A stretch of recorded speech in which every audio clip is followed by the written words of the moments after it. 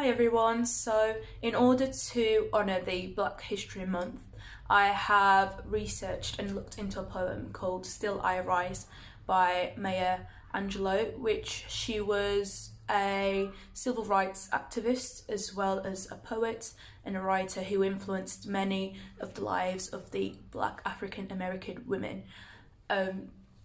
So this is how it goes. You may write me down in history with your bitter, twisted lies. You may trod me in the very dirt, but still like dust I'll rise. Does my sassiness upset you? Why are you beset with gloom? 'Cause I walk like I've got oil wells pumping in my living room.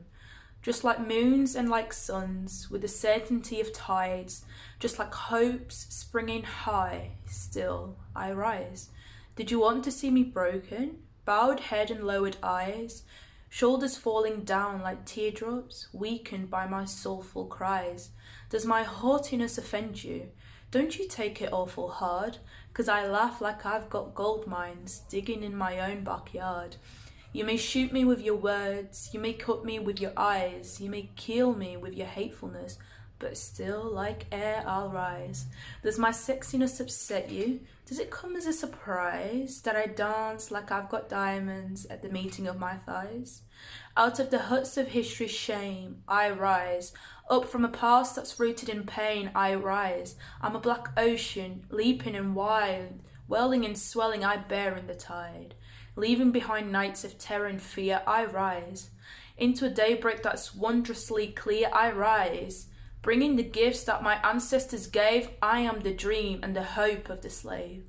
I rise, I rise, I rise.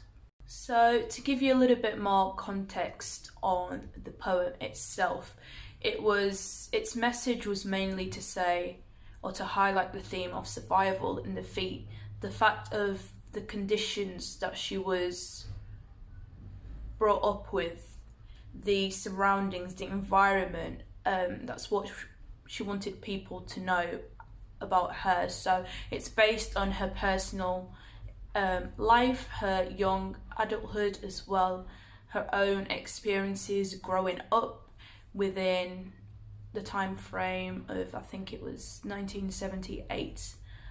And I found it extremely interesting because it's always nice to see and to learn what it was like growing up in America, for example, and to actually know that this is what people used to go through and how difficult and hard it must have been. So with that being said, I want to thank you all for taking your time to listen, and I hope that in some way it has inspired you or it has given you some new information that you'll be willing to take on with you from now on. So thank you.